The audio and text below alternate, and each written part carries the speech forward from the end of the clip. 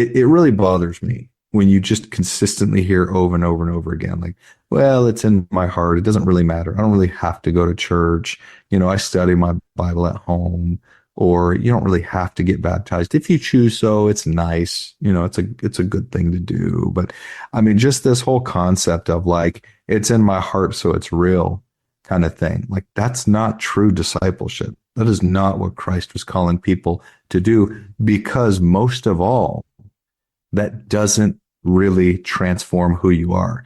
It's the putting that faith into action, actually living it, actually doing it, and feeling compelled to do it. You're like, look, I profess these beliefs. I want to do this, or I need to do this to act on my belief. Like, that transforms people. That starts to change people.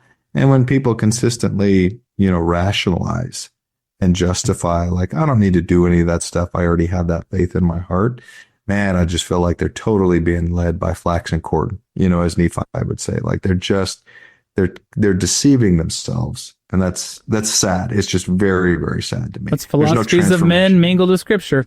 No, that's right. Blinded by the craftiness of men. I mean, that's what it's all about. Yeah. Is you get a close approximation that is easy and makes you feel good, but it doesn't accomplish what the Lord wants accomplished. Mm-hmm. That's right. And part of that is making yourself subservient to Christ's priesthood order. Like being a servant in his order of the priesthood. Like acknowledging that there's an order to be subservient to, and that is the order of Christ.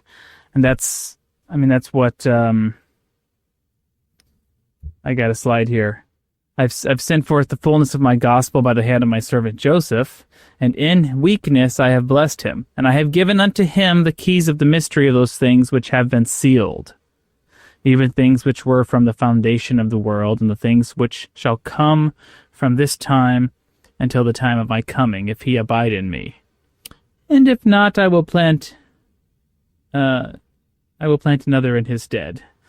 The Lord was always sliding that in there, so Joseph never got too high on his horse.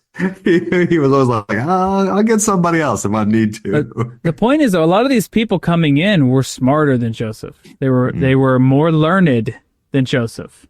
Like Sidney Rigdon was super smart. Like, he knew his Bible. Like he was